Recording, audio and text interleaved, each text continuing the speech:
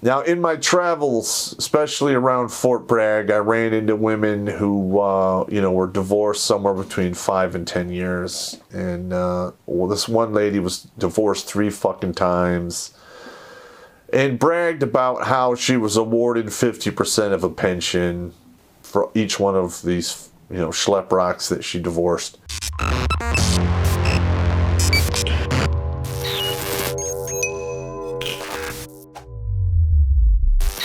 Hello everybody, Terrence Popp here with another episode live from the Lair. And today was a long day. I had an electrician in here and we had a bunch of shit to unfuck. And the only good thing is it didn't cost me as much as I thought it would. But this is an older house and it's got apparently some knob and tube electric lines that are still active and live within the house that are failing. So down the road it's gonna be a fucking huge nut roll, but I probably have to have each room rewired until it's the whole house is brought up to code, which is probably gonna cost a lot of fucking money. All right, okay, I got a lot of questions. 1 or 2 ago where I talked about soldiers losing half their pensions. Okay. Now, I don't remember exactly what the laws that were passed in regards to that, but I think they took place somewhere in the late 80s, mid to late 80s. And basically, if a woman is married to a serviceman for 10 years and a day, she's eligible for, half his pension if he should punch out at 20 years. So if, he retires as an E7, that is like $2,600 a month in just basic pension. And she would get half of that. So that guy would have to live on $1,300, which is ludicrous. And if he stays in for 30, I think she's eligible for 33%. And the real way that a lot of guys get out of, actually parting with that much of their pension is they do a medical retirement, especially if it's combat related, and it comes with a high percentage, retirement percentage and disability percentage. Now, things happen, I understand, but I knew guys in the service who stayed for as long as they possibly fucking could, so they wouldn't have to split any of the fucking money with a former fucking wife of theirs. Now, in my travels, especially around Fort Bragg, I ran into women who, were divorced somewhere between 5 and 10 years. And, this one lady was divorced 3 fucking times and bragged about how she was awarded 50% of a pension for each one of these, schlep rocks that she divorced. Though, good luck on collecting on all that, because I don't think that they're going to cut you, that bitch, a check. But she could probably try to fight it in court. All right, now, I've known over 33 years, I have known probably a little north of 110 people who have been married more than 10 years and got divorced while they were in the military. And they just got royally fucked. They lost half their pension when they get out of the military. Their service was used against them to take their kids. Their wounds were used against them to take their kids. It was the same shit was done to me through my divorce, except the bitch didn't get half my pension. So I wasn't married for that long. And I wasn't married on active duty. I was married when I was in the National Guard. 6.5 years, 7 years tops. So she didn't get shit. But, these guys are just getting fucking waylaid. All right. Just waylaid out there. And they just have no fucking clue, about the courts and the laws and the fucking, even their own chain of fucking command is against them. You know, I mean, I've seen scores of guys get bar of reenlistments because of nothing but accusations from soon-to-be ex-wives. And on the very few times where I was actually able to intercede, I stopped that shit, pretty damn quick.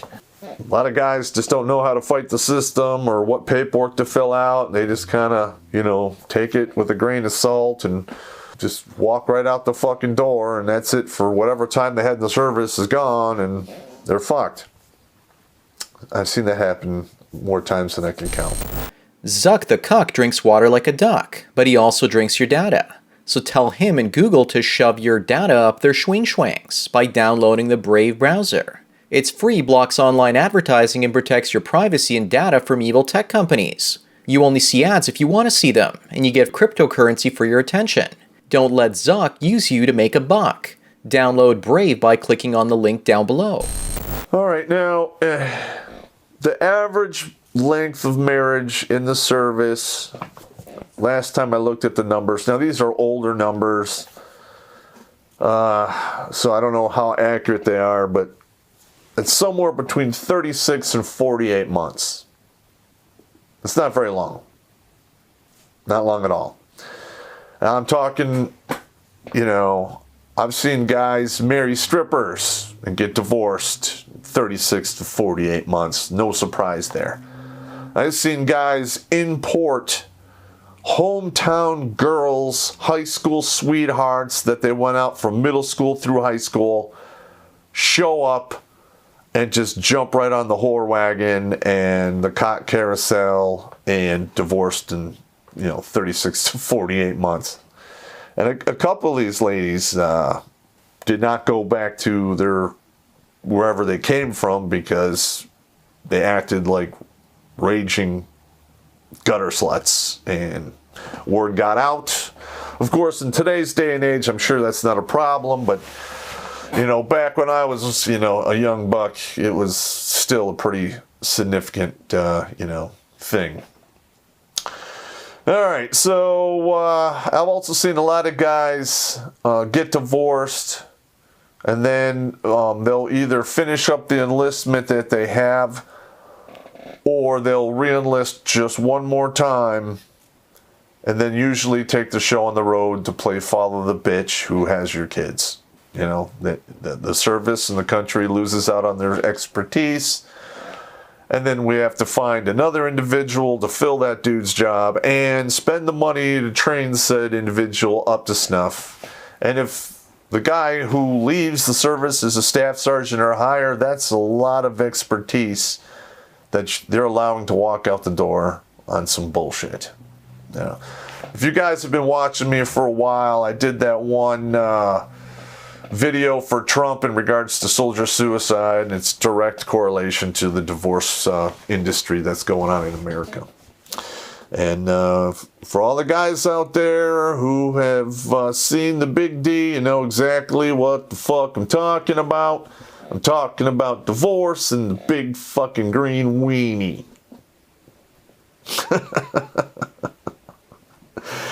Another thing I just saw that it made my stomach fucking turn. When I was in 9th ID, I believe there was 4 battalions of soldiers, and there was always one battalion in the field at any given time training.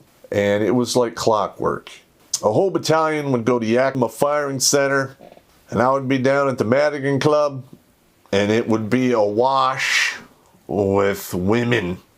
And 70% of said ladies were married. And the other 30% were friends of said ladies that were married. And it was shameful. It was shameful. And, a couple times, I knew some guys in the 247 infantry. A couple of those guys were married. And I remember, seeing their old ladies in the Madigan doing some, grinding on some cock and whatever the hell else they were doing. And of course, as soon as those guys rolled back in from Yakima, I remember I was down at their company area just telling these guys, hey, I saw your lady in the bar and it wasn't fucking good. I'm pretty sure that they got divorced after that, or at least there was one hell of a fight. But, from what I've seen in regards to active duty, being in the military, and marriage, it didn't work back then, and it sure as shit doesn't work now. It's only gotten worse with the divorce courts and fucking, the child support and the Title 4D money, and it's just a bounty on you men out there, and it's just better off don't even fucking get married. Don't even fucking do it. And I would highly advise you guys out there, if you have a really good job and you have a lot of assets and you've acquired a lot of wealth, set up some trusts so you own nothing but control everything, and they can't do shit to you after that. That's just my opinion. What do I know? I'm just a guy with a black belt in administrative violence. I worked in finance, schooled in statistical analysis and accounting and shit like that. So, all right. Now I got a couple of questions in regards to some of the other places in the country I've been, and if I had any exposure to a lot of the other branches. Okay, so back when I was at Fort Lewis, they used to have Fort McCord, or, the Air Force Base McCord, which was right next door. Now it's basically one giant base where they combined them both together. But back when I was there, McCord was its own. I had I think 3 airstrips. And then there was an airfield on Fort Lewis proper, which wasn't quite as big. I don't believe they could land the bigger fixed-wing aircraft there, or the fast movers, but they could land A-10s, C-130s, the shit hooks, and they flew an assload of Hueys and Blackhawks out back then. They were phasing the Hueys out when I was in 9th ID in Fort Lewis. In fact, the Blackhawks were so new that they were getting grounded all the time because they were crashing, and then they got the name Crash Hawk. So, soldiers always come up with, terms of endearment for, lethal means of getting killed, and, it happens. But, so, the Air Force didn't really have a lot of exposure to too many Air Force women. A few. I remember I shacked up with this one fine-ass Mexican chick that I was head over heels for, and it just didn't work out, Story of my life. But it is what it is. That's not the crazy Mexican that chased me with the baseball bat with gutter nails. That one was I think 2 Mexican chicks later. But that's neither here nor there, They're all Mexican chicks are crazy to a certain degree. And I'm going to be honest, crazy pussy's the best pussy you're ever going to get to dip your wick in. But sooner or later, the pussy wears out and all you're left with is fucking crazy. And then you're fucked. And not in a good way. One of the other bases I spent some time at was Fort Sam, Houston. I went down there for, when I was in the Ranger Battalion, we did, was it combat medic? They used to call it back then, and it required you learned how to do a trach, a cut down for an IV, tourniquets. They were just starting to use quick clot back then, and, they treat for a lot of other, minor illnesses that if you catch them right off the bat and treat them properly, that you can pretty much nip it in the bud. Lyme disease, that was just coming on board. Back in 1990-91 time frame. Apparently it wasn't a big thing up until that point, and now it's really big. And I have a very close friend of mine whose knees get all inflamed and fucked up every 24 to 36 months. Almost like a divorce. He's divorcing himself from his knees. All right, now Fort Sam Houston is where they train a lot of the medical staff for the United States Army, to include nurses. The Navy sends a lot of their people through there, and so does the Air Force. So it's triple stacked with poon. It was insane. You couldn't walk down the street, without women coming up and talking to you. You couldn't go to the PX without women talking to you. I mean, I think it was like 4 or 5 to 1. It was a target-rich environment, and I had a great-ass time there. But, it is what it is. My time there, I did go back there after I got wounded in Panama for a little while. That was okay. But, it's neither here nor there. All right. Now, another weird thing that happens is I spent time at Pendleton when I was going through Scout Sniper School. And apparently, who knew, female Marines like Army dogs. Maybe it's just something different, or maybe they just wanted to get their hands on a Ranger. Because pretty much all of the guys I was with were just knocking out of the park with these Marine chicks. Not that they're that easy, or not that they're hard or anything. From what I've been told by all of the other Marines that I've ever known, that Marine women are, incredibly easy. In fact, when they issue them their uniforms and equipment, they should just, issue them a mattress which straps on their back. So that's what I've been told, and from what I've seen, I can't really discount that at all. Okay, I mean, I'm just saying, And then in Washington State, they have Bremerton. It's a Navy base. I believe it's north of Tacoma. Don't really remember. It's like 2 hours and some change away from Tacoma, maybe 3 hours from Fort Lewis. And I went up there with some of my Army buddies to check it out. I believe on 4 different occasions, 2 when I was in the 9th ID and 2 when I was in the 2nd Bat.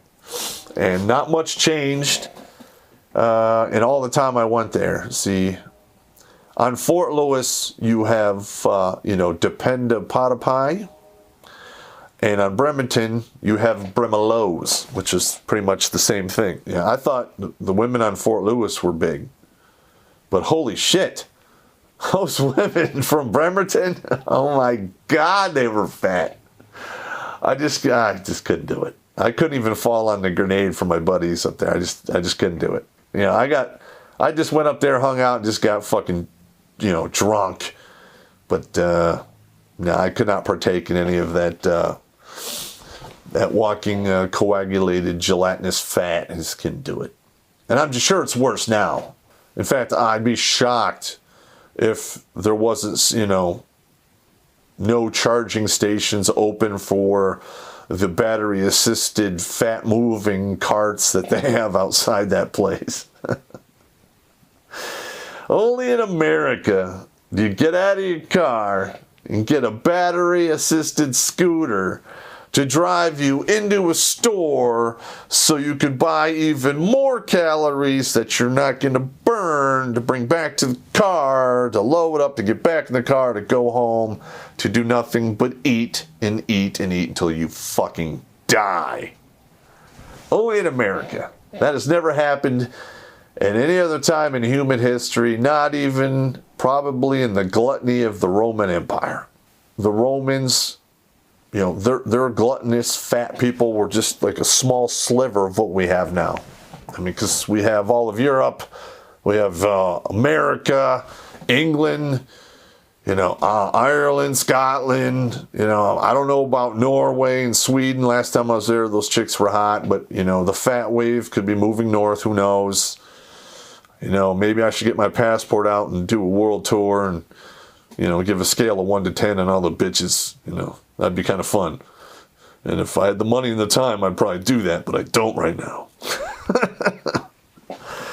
But anyway, gentlemen, that's just a trip down memory lane on some of the shit that I've observed in my time in regards to, other branch bases and other branches. South America was, when I went down there, that was awesome. It was awesome. I love that place. Europe, back when I saw it, it was okay. I went to England and I went to Ireland, but I didn't get a chance to see Scotland. And I can say Ireland is inhabited with a bunch of fat ditch pigs. So if somebody gives you like free airfare to go there, don't even waste your time. The beer is warm, flat, and the women are fat, so fuck it. Anyway, gentlemen, that's it for me. Take it easy.